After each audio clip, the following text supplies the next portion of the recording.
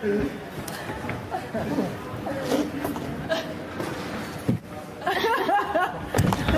close my eyes, drew back the curtain to see for certain what I thought I knew. Joseph marks the beginning of, one of the most crucial collaborations in the British 20th century theatre. Well, Joseph was a chapter of accidents, really. And a schoolmaster friend of ours called Alan Doggett invited us to write something for his end-of-term school play. We sort of thought of lots of stories. One time we was thinking of sort of doing a spy kind of James Bond type story. I think then Tim looked through his wonder book of Bible stories and came up with this story of the guy who was exiled and driven into slavery and came back and saved his country and brought it into economic renewal. And we came up with Joseph. And from that point, back in 1968, March the 1st, when Joseph was first performed, it just grew and grew and grew. You wouldn't say it was a flawless masterpiece. You'd just say it was a wonderfully fresh, inventive, new piece of musical theatre. I think Tim Rice is right, He once said to me, did I do this? Were we that young, that fresh, that innovative? And it was such a wonderfully unself-conscious piece of writing by them both, just as they started out. And it's got that bloom on it of freshness, immediacy and absolute charm.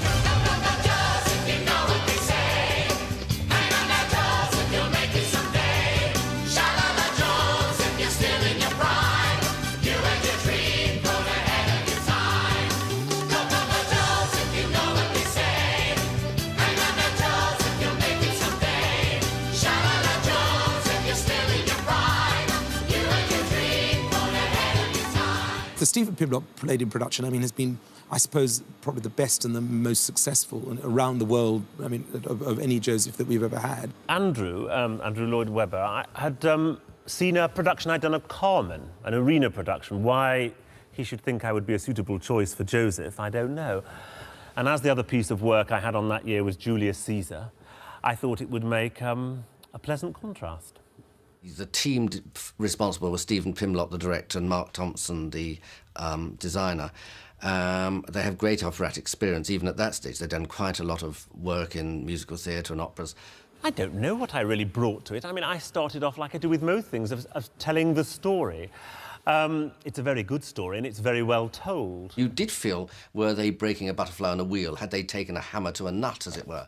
And you got the Egyptian slaves coming on like Mediterranean gay waiters in their white miniskirts. And I did think it was a little over the top and probably putting too much strain on it. But I was in a minority of about -1, I think. The audience absolutely loved it. It's all about listening to the interpretation that leads. All your lives have been a misery in the court ever since he's had these bloody dreams. So it will just free it up a little bit, make it more about listening and a little bit less choreographed.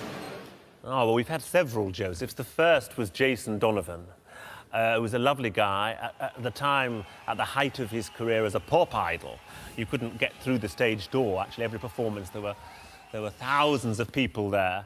And he was very charming and very fresh and had a certain sort of naivety and innocence, which was marvellous for the part. I look handsome, I look smart, I am a walking work of art. Such a dazzling coat of many colours, how I love my coat of many colours. Then came Philip Schofield. I went to the Lyric Theatre in Hammersmith for an audition. And it wasn't really a very auspicious start because he asked if I could do Any Dream Will Do, and I couldn't remember how it finished. Who had a lovely, dry English wit and a sort of mischievous twinkle which suited Tim's lyrics very well. And also he proved himself a wonderful singer. Andrew had arrived and I said, "Where would you like me to stand?" And he'd said in a very gruff voice, "In the middle might be a good idea." So really it was looking very ugly. I thought, this has not been a very good idea at all. And then a couple of days later, they phoned up and said, "If you want to do it, it's yours." Then came Donnie, who, of course, we have now, who, I mean, comparisons are invidious, and all of them were brilliant in their different ways. But Donnie has something, I think, very special.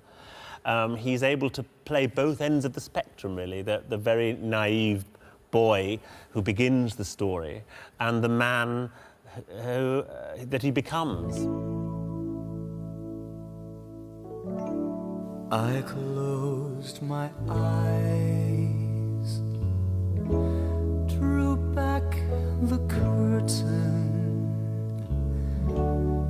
to see for certain what I thought I knew. I was given the script and I thought, oh, this isn't really what I want to do. I want to progress a little bit further because it's typical, you know, Joseph donned in white, long hair, big smile, Donnie Osmond, perfect, typecasting. But then I started reading the script a little bit more, and I realized there's a lot more to it than just that cute side of Joseph. There's that roller coaster ride of emotions into the jail and the prison, and eventually he's in charge of Egypt. To be able to pull off someone at 18 years old all the way to 40 years old within about an hour and a half worth of time would be a stretch, would be difficult to pull off and be believable. So I said, let's try it for maybe 6 months. About 6 years later, I said, that's enough. We certainly never expected it to become anything like the phenomenon it is today.